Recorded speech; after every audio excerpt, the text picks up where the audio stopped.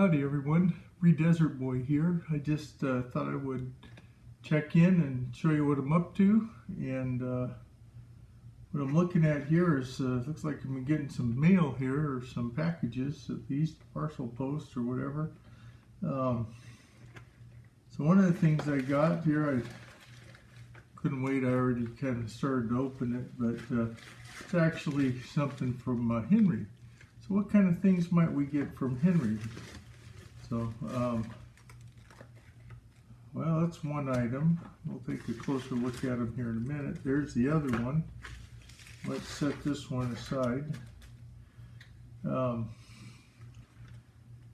I think you all know that, I like lever actions, and so what I did was I went ahead and ordered picatinny rail, right, from Henry. This one here happens to be for the H010, which is my 4570, and I haven't done a full video on that. I will do that, but I just thought I'd get one of these for it to try something different with it.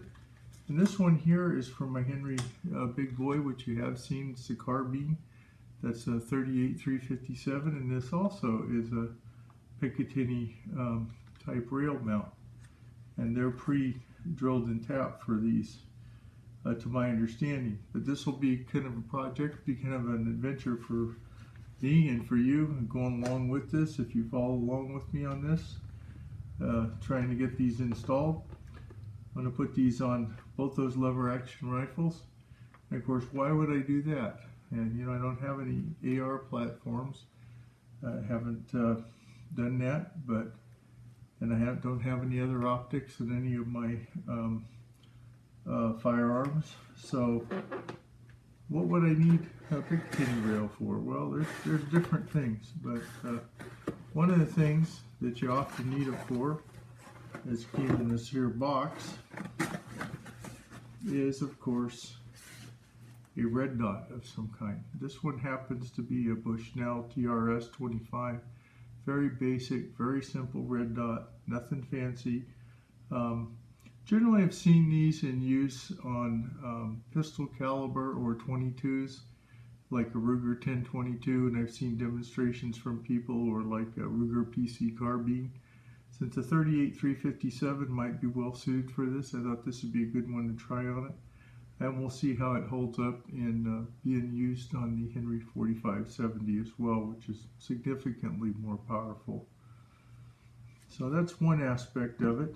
But one of the things that I wanted to do with that was to try to match it up, because my eyes are getting a little more tired nowadays too, with a 3x magnifier. Now, one of the tricks might be trying to have enough real estate space on the picatinny rail. If this was a AR type platform or some other platform like that that's a more tactical with a long rail on it, trying to fit all this hardware on there might work. We'll just have to see if there's enough space to put them both on there.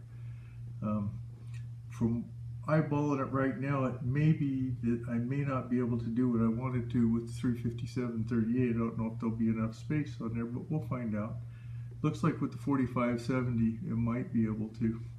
So this 3X is it's what they call a integral QD mount, and it's got it's from UTG, and basically it's a magnifier that you can put in line with your something like your red dot, and then kind of flip it out of the way if you feel like you don't need it.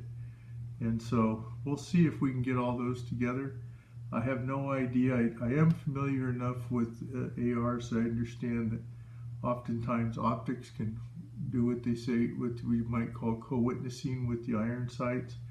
How that might work out on lever action, I don't know, but this would be maybe a good project for us to find out how all those things seem to work together.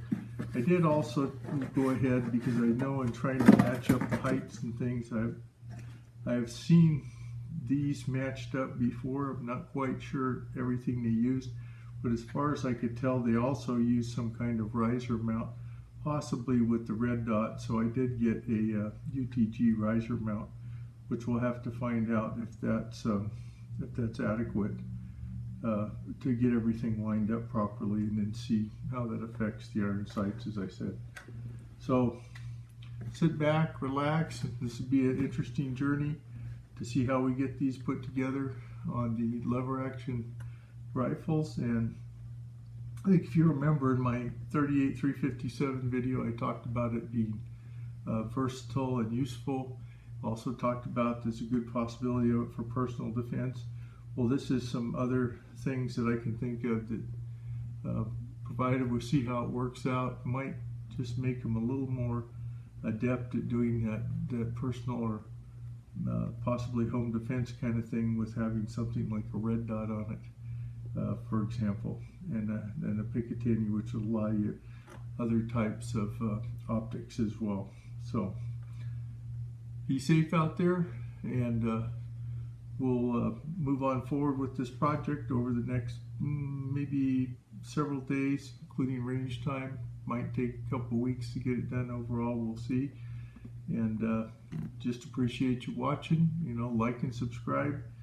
And once again, as I said before, be safe out there, and we'll talk to you later on. Bye now.